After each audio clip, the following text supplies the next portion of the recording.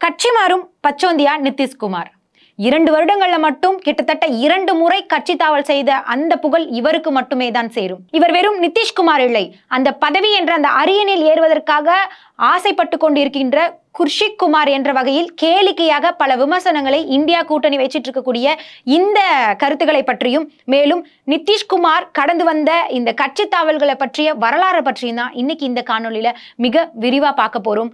தமிழ் குரல் நேயர்களுக்கு வணக்கம். நான் நெறியாளர் நீலாவதி. வாங்க காணொலிக்குள்ள போகலாம். பீகார் மாநிலமே இப்ப குழப்பத்துல ஆழ்ந்திருக்கு. யாருமே எதிர்பார்க்காத நேரத்துல எதிர்பார்த்த ஒரு நபரோட இந்த கட்சி தாவல் பத்தி தான் இன்னைக்கு இந்தியா முழுவதுமே பேசப்பட்டுட்டு வருது. கட்சி தாவல்களை தன்னோட வாழ்க்கையோட தீராத கொள்கையா வச்சிட்டு இருக்கக்கூடிய இந்த நிதிஷ்குமார் அவர்களை பத்தி தான் இன்னைக்கு இவரோட கடந்து வந்த இந்த கட்சி தாவல்களை பத்தி தான் மிக விரிவா பார்க்க போறோம். இந்தியா பிளாக்கோட கூட்டணியில மிக முக்கியமான ஒரு இடத்துல இருந்துட்டு இருக்கக்கூடிய நிதிஷ்குமார் அவர்கள் இப்ப குறிப்பிட்ட சில நாட்களுக்கு முன்னாடி நான் மீண்டும் என்னுடைய என்டிஏக்கே செல்கிறேன் வகையில பிஜேபி அரசாங்கத்தோட கைகோர்த்துட்டு இருக்கக்கூடிய இந்த செயல்பாடை பத்தி தான் இன்னைக்கு இந்தியாவில் மிக முக்கியமா பேசப்படக்கூடிய ஒரு தலைப்பா இருக்குது. இந்தியா பிளாக் ஒரு புறம் இந்த காங்கிரஸ் கட்சிகளோட ஒரு கூட்டமைப்பா செயல்படக்கூடிய ஒரு கூட்டமைப்பா இந்த பக்கம் இருந்தாலும், இன்னொரு பக்கம் தேசிய ஜனநாயக கூட்டணி, அதாவது நம்மளுடைய பாஜக அரசு சார்ந்து இருக்கக்கூடிய இந்த கூட்டணி கட்சிகள் ஒருங்கி இருக்கக்கூடிய ஒரு கூட்டணி அமைப்பு.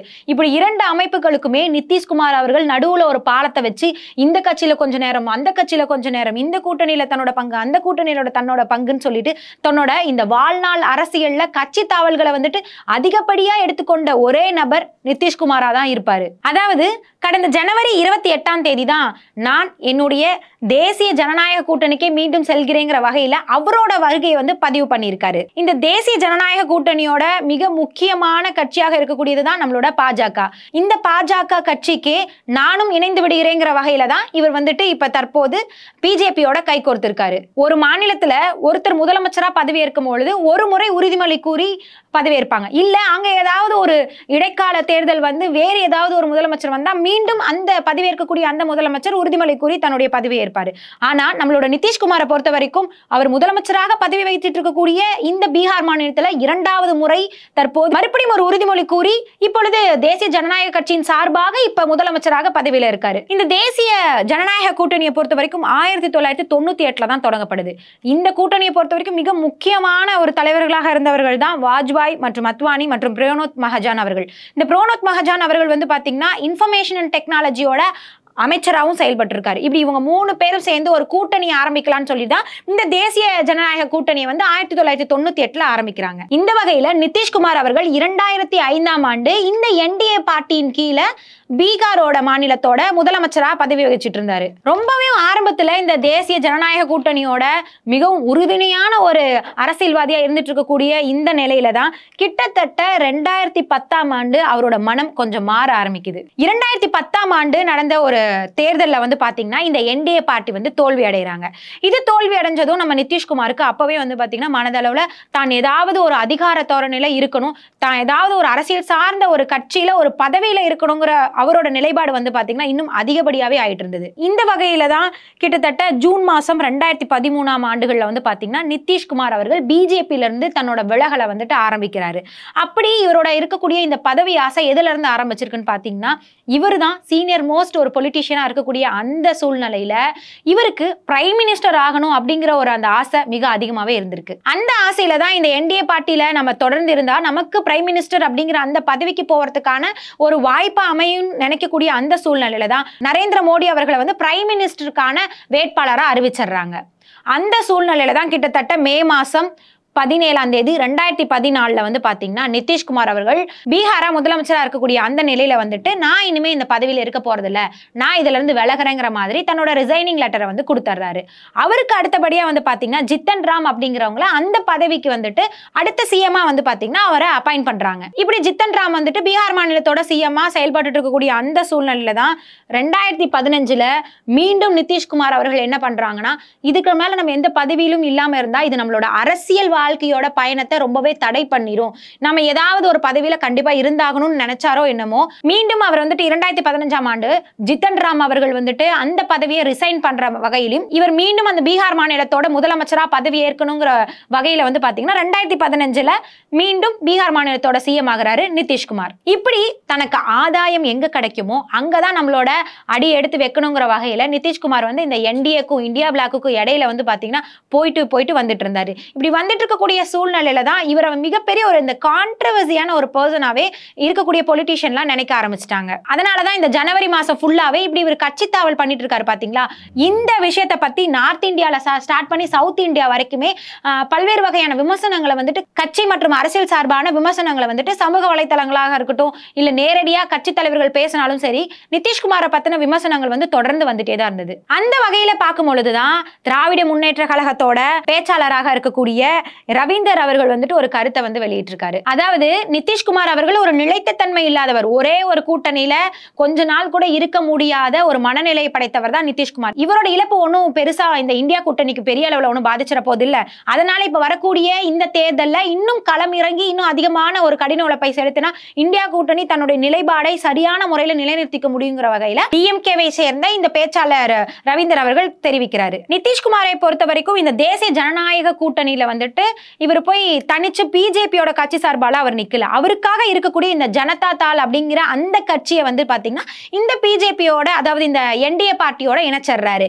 இணைச்சிட்டு இப்ப பீகார் மாநிலத்துல இந்த என்டிஏ பார்ட்டி சார்பாக இருக்கக்கூடிய ஒரு முதலமைச்சர்கள்ல ஒருவரா மாறிடுறாரு. இதற்கு முன்னாடி இந்தியா பிளாக்கை சார்ந்த ஒரு முதலமைச்சராக பீகார்ல இருந்த இதே நபர் தான் இப்ப இந்த தேசிய ஜனநாயக கூட்டணி சார்பாக இருக்கக்கூடிய ஒரு முதலமைச்சரா மாறக்கூடிய நிலையை தான் நம்ம இப்ப பார்த்துட்டு இருக்கோம். இந்த வகையில பாஜக அரசாங்கத்தோட கைகோர்த்துட்டு இருக்கக்கூடிய இந்த பீகார் மாநிலத்தோட முதல்வர் மற்றும் இந்த என்டிஏ பார்ட்டியில தன்னை இணைச்சு கொண்ட இந்த சூழ்நிலையில இந்த பாஜக அரசும் இந்த என்டிஏ பார்ட்டியும் சும்மா இருப்பாங்களா? கண்டிப்பா அவங்களோட மிகப்பெரிய ஒரு சந்தோஷமான கருத்துக்களை வெளியிடுவாங்க.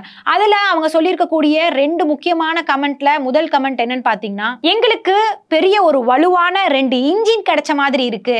நாங்க இதற்கு முன்னாடி ரொம்ப வலுவா இருந்தோம். இப்ப நிதிஷ்குமார் அவர்களோட வருகையால இப்ப ஏதோ ஒரு 2 இன்ஜின் போட்டு ஓடக்கூடிய ஒரு வாகனம் மாதிரி நாங்க ரொம்ப வலுவா இருக்குங்கிற மாதிரியான ஒரு கமெண்ட்டை தெரிவிக்கிறாங்க.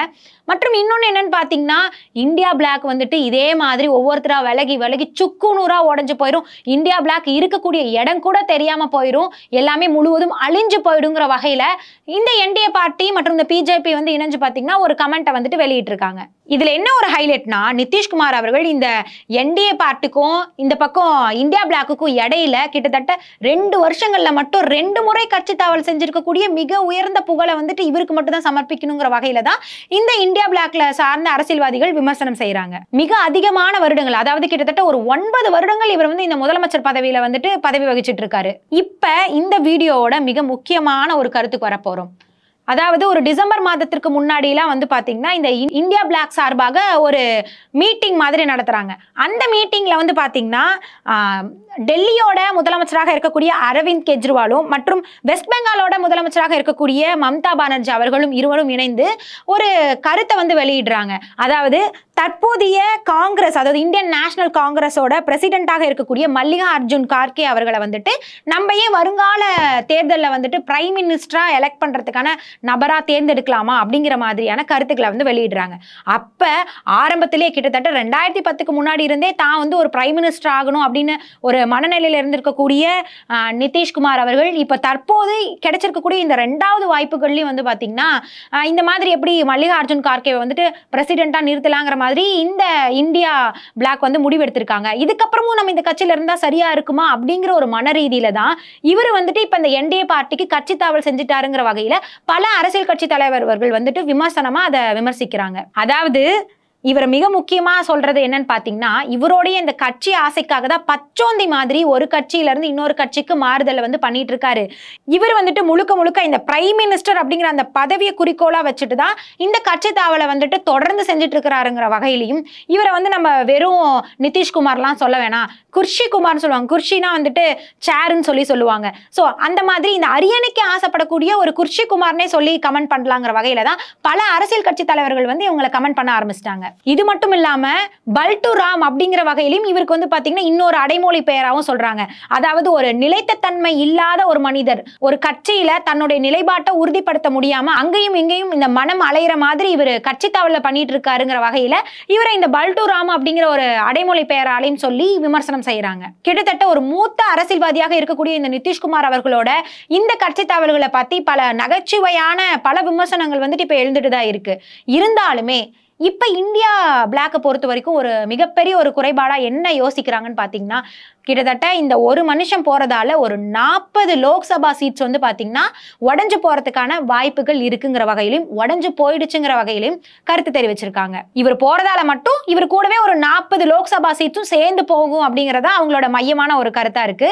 இதற்கு வந்து பாத்தீங்கன்னா இந்த பிஜேபி அரசாங்கம், இந்த என்டிஏ பார்ட்டியை பொறுத்த வரைக்கும் இவர் மூத்த ஒரு அரசியல்வாதியாக இருக்கிறாரு. அது மட்டும் இல்லாம இந்த தேசிய ஜனநாயக கூட்டணியை பொறுத்த வரைக்கும் ஒரு பிளஸ் பாயிண்டா என்ன நினைக்கிறாங்கன்னா, இப்ப இவர் நிதிஷ்குமார் அவர்கள் இங்க வருகை புரிஞ்சிருக்கிறதால இந்த என்டிஏ பார்ட்டியின் மூலமாக ஃபர்ஸ்ட் எம்எல்ஏ ஆகி, ரயில்வே மினிஸ்டர் ஆகி, இப்ப சிஎம் ஆகி, இப்ப மறுபடியும் அவங்களோட கட்சிக்கே வந்துட்டு கட்சி தாவல்லாம் முடிஞ்சதுக்கு அப்புறம் இப்ப இறுதியா வந்துட்டு இந்த என்டிஏ பார்ட்டிக்குள்ள போயிருக்கக்கூடிய இந்த நிலைப்பாடு இவர் ஒரு மூத்த அரசியல்வாதியாகவும் இருக்கிறதால இது ஒரு பிஜேபிக்கு ஒரு வகையில மிகப்பெரிய ஒரு சப்போர்ட்டா அமைஞ்சிடுமோ அப்படிங்கிற வகையிலும் சில மக்கள் வந்து தங்களோட கருத்தை வெளிப்படுத்திட்டு இருக்காங்க. இருந்தாலுமே இன்னும் பெரும்பாலான இந்த அரசியல் பேசுபவர்கள் வந்துட்டு என்ன மாதிரியான கருத்தை வெளிப்படுத்துறாங்க, இவரே வந்துட்டு ஒரு நிலைத்த தன்மையுடைய ஒரு மனநிலையில இல்ல. இவர் மறுபடியும் எப்ப இந்த தேசிய ஜனநாயக கூட்டணியில இருந்து மறுபடியும் இந்தியா பிளாக்கு எப்ப வேணா வருகை புரியலாம். அதனால இவரோட இந்த வருகையும் போவதும் வந்து பாத்தீங்கன்னா எந்த வகையிலும் எந்த கட்சியும் பாதிக்காதுங்கிற வகையில கூட கமெண்ட்ஸ் வந்து கொடுத்துட்டு இருக்காங்க. இன்னைக்கு இந்த காணொலியில நிதிஷ்குமாரோட மிக முக்கியமான இந்த கட்சி தாவல்களை பற்றியும் அவருடைய எண்ணங்களாக வெளிப்படக்கூடிய இந்த பிரைம் மினிஸ்டருங்கிற பதவி தான் இதுக்கு முக்கியத்துவம் கொடுத்து இவர் இந்த மாதிரியான கட்சி தாவல்கள் பண்ணிட்டு இருக்கிறாருங்க வகையில அரசியல்வாதிகளோட கருத்துக்களை பத்தி இன்னைக்கு விமர்சனம் செஞ்சிருக்கோம். இதே போல இன்னும் வருகின்ற காணொளிகள்ல பல அரசியல் சார்ந்த விமர்சனங்களை பத்தி பார்க்க இருக்கிறோம். அதுவரைக்கும் நம்முடைய தமிழ் குரலுடன் இணைந்திருங்கள். மீண்டும் ஒரு காணொளியில் வந்து உங்களை சந்திக்கிறேன். நன்றி, வணக்கம்.